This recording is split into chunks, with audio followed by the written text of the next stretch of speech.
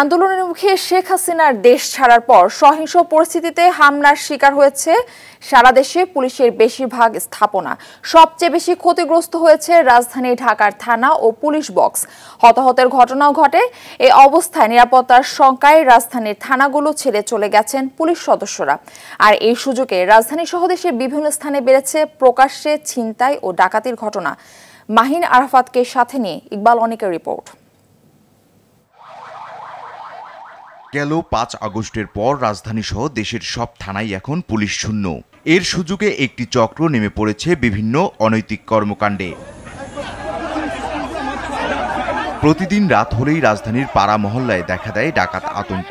এ খবর সামাজিক যোগাযোগ মাধ্যমে পোস্ট দিয়ে সবাই সচেতনও করছে মানুষকে। অনেকেই আবার সাহায্যও চাচ্ছেন।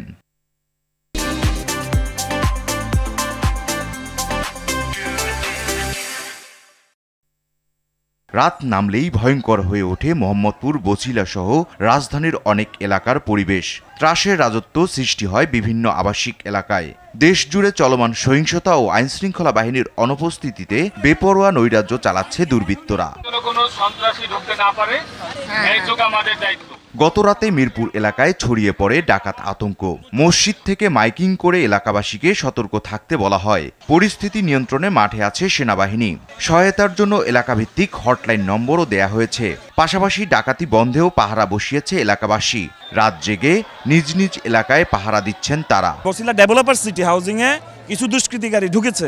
গতকালকে যেহেতু আমরা শুনেছি পার্শ্ববর্তী আমাদের হাউজিং এবং গার্ডেন সিটিতে আজকে শুনেছি ঢুকেছে, আমরা ডেভেলপার সিটির সমস্ত বাসিন্দা আমরা একযোগে নেমে এসেছি তাদেরকে প্রতিহত করার জন্য।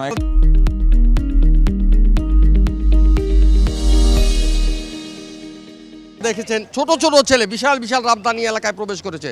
তো তাদেরকে আসলে এলাকাবাসী প্রতিহত করার জন্য প্রস্তুত আছে। সেই সাথে আর সেনাবাহিনী আমাদেরকে ওনাদের ফোন নাম্বার দিয়ে গেছে এবং বলেছে যে কোনো প্রয়োজনে তাদেরকে যোগাযোগ করতে। ডাকাত সন্দেহে কয়েকজনকে আটক করে সেনাবাহিনীর হাতে তুলে দেয় এলাকাবাসী। ইকবাল অনিক, RTV, ঢাকা।